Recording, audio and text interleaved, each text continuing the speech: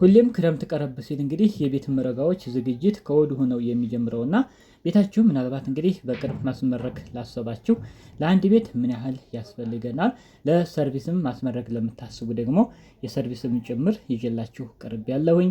የአንድ ጭድ ዋጋ ስንት ብር ነው? ጠቅለል ብሎስ ለሙሉ ቤት ስንት ብር ይፈጃል? ለሰርቪስም ሁሉንም እያንዳንዱ የምናይ ነው የሚሆነው። እስከ ቪዲዮ ፍጻሜ አብራችሁ ይቆዩ።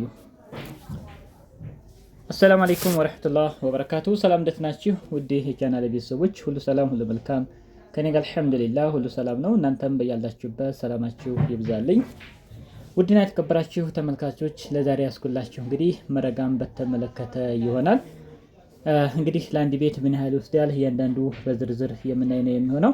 በቅድሚያ ለዚህ ቻናል አዲስ ከሆናችሁ ሰብስክራይብ በማድረግ የደወል ምልክቷን በመጫን ቤተሰብ ሆኑ። የዘወትር ተከታታዮች እንደተለመደው ላይክ፣ ሼር ማድረጋችሁን አትርሱ።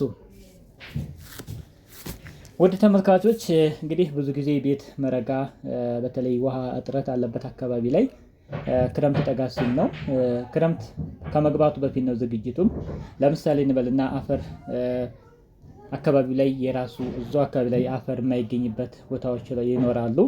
ግዴታ ሌላ ቦታ የምታስገቡ ከሆነ ክረምቱ ገብቶ ወደ ዝናብ ከጣለ በኋላ መኪናዎች እንደፈለጉ ላይገቡላችሁ ስለሚችሉ ምን ማድረግ አለባችሁ? በደረቅ አፈር ማስገባት ይኖርባችኋል ማለት ነው።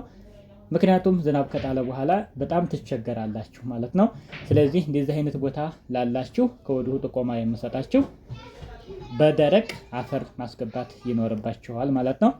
ሌላው ጭድም መግዛት ካለባችሁ ከወዲሁ መግዛት ይኖርባችኋል። ጭድ እንግዲህ በተለያዩ ነጋዴዎች የተለያዩ አካባቢዎች ላይ አለ። በየአካባቢያችን ዋጋዎች ይለያያሉ እንግዲህ እንደየአካባቢያችን ማለት ነው። ጭዱንም ከወዲሁ ገዝታችሁ ብታስቀምጡ ቆንጆ ነው የሚሆነው። ለማንኛውም ይህ የምትመለከቱት ቤት ለምሳሌ ሸዋርን ጨምሮ 5 ክፍል ቤት ነው። 72 ቆርቆሮ የሆነ ቤት ነው። ይህንን ማስመረግ ብናስብ ውስጡንም ውጭኑም ማለት ነው ስንት ብር ይፈጅብናል?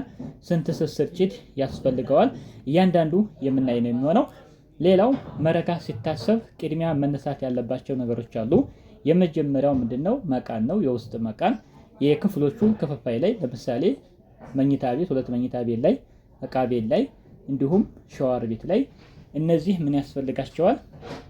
መቃን ያስፈልጋቸዋል ማለት ነው። በዚህም ሞዴል ሊሆን ይችላል የተሰራው። በሌላም ቢሆን የውስጥ ክፍፋይ ክፍል ስለሚኖረው መቃን መገጠም ይኖርበታል። ኋላ መግጠም ይቻላል። ከሚፋፋር ግን ቀድሞ ገና ከመመረጉ በፊት መቃን ብታስገጥሙ በጣም ቆንጆ ነው የሚሆነው ማለት ነው። ስለዚህ የመጀመሪያው ነጥብ የመቃን ስራን በተመለከተ መጀመሪያ ብታስገጥሙ አሪፍ ነው ለማለት ነው። ሌላው ወይም ሁለተኛው ደግሞ የኢንስታሌሽን ጉዳይ ነው፣ የመብራት ዝርጋታ። እሱም ከወዲሁ የመብራት ዝርጋታው በቂ የሆነ የተሟላ የሆነ የመብራት ኢንስታሌሽን ብታሰሩ አሪፍ ነው የሚሆነው። ቦታው ለምሳሌ በተለይ ከተማ ማዕከል ላይ ያለ ከሆነ ሌባ የማያሰጋችሁ ሰው አካባቢ ያለ ከሆነ እንደዛ ብታስደርጉት አሪፍ ነው የሚሆነው። ኋላ ግድግዳ የፋፋረባችሁም ቆንጆ ነው። ነገር ግን እንደዚህ ወጣ ያለ ሆኖ በተለይ ወደ ገጠራማ አካባቢ ከሆነ ሰው እንደዚህ ለመቆጣጠር ምቹ ማይሆን ከሆነ ያው ግዴታ ማድረግ አለባችሁ። ኮንዲቱን ተቀብሩና በሽቦ አድርጋችሁ ታስቀምጡታላችሁ። ሽቦ ከታችም ከላይም ተቋጥሮ ይቀመጥና ኋላ የመብራት ገመዱ ቀጥታ ሽቦው ላይ ይታሰራል። ሲሳብ ገመዱ ባለበት ይገባል። ግድግዳ አትፋፍሩ ማለት ነው። ሌላው ኮንዲቱ ሲያርፍ ኮንዲቱ ግድግዳው ላይ ሲያርፍ በስርዓት ባለሙያ ማሰራት ይኖርባችኋል። ተዘርግቷልም ተብሎ ኮንዲት ተቀብሯልም ተብሎ ያለ ቦታው ይሆናል፣ ኋላ ይቀየራል። ሁለተኛ ወይ ያጥራል፣ ኋላ እንደገና ተቆርቁሮ እንደገና እንደ አዲስ ይራዘማል። እንደዚህ አይነት ቁርቆራዎች እንዳይኖርበት ቤቱ ላይ ጽድት አድርጋችሁ ማሰራት ይኖርባችኋል። ምክንያቱም ወጪ ማውጣታችሁ ስለማይቀር በዚህ ልክ ብታስደርጉት እንደ ጥቆማ እሰጣችኋለሁኝ። ለማንኛውም አሁን ይህን ቤት ለማስመረግ ከሚያስፈልጉን ማቴሪያሎች የመጀመሪያ የሚሆነው ጭድ ነው። ጭድ 80 ጭድ ያስፈልገዋል። የአንድ ስር ጭድ ዋጋ አሁን ላይ 500 ብር እየተሸጠ ይገኛል።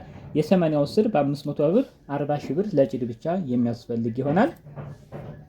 ሌላው ማቆር ነው። ማቆር እንግዲህ ሮቶ ኪራይ መጠቀም ትችላላችሁ። ክረምትም እንደዚህ ማቆር ነገር ሰርታችሁ እሱንም መጠቀም ትችላላችሁ፣ በሸንዳ ማለት ነው።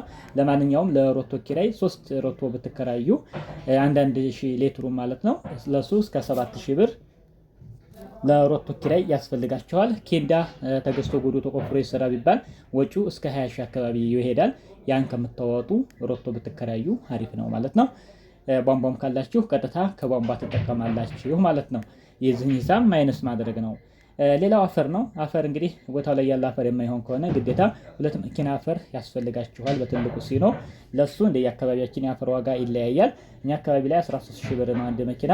2 መኪና ብታስመጡ 26000 ብር ለአፈር የሚያስፈልገን ይሆናል። ቦታው ላይ አፈር ካለ ደግሞ ቀጥታ እንጠቀማላችሁ። የአፈር ግዥ አይኖርባችሁም ማለት ነው። በቀጣይ የሚሆነው እንግዲህ የውሃና የትራንስፖርት ከላይ የተጠቀሰው ጭድ ማጓጓዣ ምናምን ጠቅላላ ብሎ እስከ 6000 ብር አካባቢ የሚያስፈልገን ይሆናል ማለት ነው። ለመረጋ እንግዲህ የሚያስፈልጉን እነዚህ ናቸው። ከዚህ በኋላ መረጋ እስከ ውስጡ ልስንም አድርጉት፣ ጥቅጥቅም አድርጉት፣ ልጥፍም ይሆን የውጩን ይጠቀጠቃል ማለት ነው። በዚህ ልክ ሰርቶ ለባለሙያ ከ55 እስከ 60 ሺህ ብር ለባለሙያ የሚያስፈልገን ይሆናል ማለት ነው። ስለዚህ ውድ ተመልካቾች ለጭድ 40 ሺህ፣ ለማቆር ወይም ለሮቶ ኪራይ 7 ሺህ ብር፣ ለአፈር 26 ሺህ፣ ለባለሙያ 55 ሺህ፣ ለትራንስፖርትና እንደዚሁ ለውሃ ምናምን አንዳንድ ወጪዎች እስከ 6 ሺህ ብር ብለናል። ጠቅላላ አድርገን ስንደምረው 134 ሺህ ብር የሚያስፈልገን ይሆናል ማለት ነው። በአሁኑ ሰዓት እንግዲህ ይህን ቤት ማስመረግ ብናስብ ከ134 እስከ 140 ሺህ ብር ባለው ሊኖረን ይገባል ማለት ነው። ሌላው ምንድነው የአፈርና የማቆር ቀጥታ ከቧንቧ የምትጠቀሙ ከሆነ በቆጣሪ ሲሆን ይሄን ያክል አይወስድም ማለት ነው። እነዚህ ነገሮች ደግሞ ከቀነሱ እስከ 130 ሺህ ወደዛም ዝቅ ልትሉ ትችላላችሁ። ያም ሆነ ይህ ከ130 እስከ 140 ሺህ ባለው ውስጥ በአሁኑ ሰዓት ለማስመረግ የሚያስፈልግ ይሆናል ማለት ነው። ሌላ ውድ ተመልካቾች ወደ ሰርቪስ ማስመረግ ለምታስቡ ደግሞ ይህ የምትመለከቱት ሰርቪስ እንግዲህ በዚህ መንገድ አድርጋችሁ አንድ ክችን፣ አንድ ክላስ እንዲሁ ለተለያየ ስቶር ነገር የምትጠቀሙት ሊሆን ይችላል። ሌላው ሻወር እና ሽንት ቤትን ጨምሮ ያለው 32 ወይም እስከ 35 ድረስ ቆርቆሮ ብትሰሩ ማለት ነው። አንድ ተፋሰስና 2 ተፋሰስ ሲሆን የቆርቆሮ መጠኑ ስለሚለያይ ነው ይሄን ያልኳችሁ። ለማንኛውም ግን ከ30 እስከ 35 ቆርቆሮ ሰርቪስ ስለሰራችሁ ማስመረክ ብታስቡ ምን ያህል ያስፈልጋል የሚለውን ደግሞ የምናይ ይሆናል። ጭድ 40 ጭድ ያስፈልገዋል በ500 ብር 20 ሺህ ብር። እንዲሁም የሮቶ ኪራይ ለማቆር ውሃ ማለት ነው ለሱ እስከ 5000 ብር። እንዲሁም አፈር አንድ ሲኖ ያስፈልገዋል 13000 ብር። የባለሙያ እስከ 25000 ብር ያስፈልገዋል። የትራንስፖርትና ከላይ ጭዱን የእሱን ማጓጓዣ ጠቅላላ ብሎ እስከ 3000 ብር ያስፈልጋቸዋል። ጠቅላላ ይህንን ችን ሰርቪስ ለማስመረግ ከ66000 እስከ 70000 ብር ባለው የሚያስፈልገን ይሆናል ማለት ነው። ውድ ተመልካቾች እንግዲህ ውድ ተመልካቾች ቤታችሁን ማስመረክ ላሰባችሁ እንግዲህ በአሁኑ ሰዓት የጭድ ዋጋ የጠቀስኩላችሁን ይመስላል። የባለሙያም እንዲሁም ጠቅላላ ብሎ እንግዲህ በቆርቆሮ መጠንም ጭምር አስቀምጬላችኋለሁ ማለት ነው። ይህን አስባችሁ እንግዲህ ቤታችሁን ማስመረግ ትችላላችሁ። ይህን ቪዲዮ ከወደዳችሁት ላይክ አድርጉት። ሀሳብ አስተያየታችሁን ኮሜንት ላይ አስቀምጡልኝ። በቀጣይ እንሰራላችሁ የምትፈልጉት ቪዲዮ ካለ ኮሜንት ላይ አስቀምጡ። ይህን ቻናል ሰብስክራይብ ሳታደርጉ የምትከታተሉ ሰብስክራይብ አድርጋችሁ ተከታተሉኝ። በሌላ አስተማሪና ቁም ነገር አዘል ቪዲዮ እስከምንገናኝ በያላችሁበት ሰላማችሁ ይብዛልኝ። ወሰላሙ አለይኩም ወራህመቱላህ ወበረካቱ።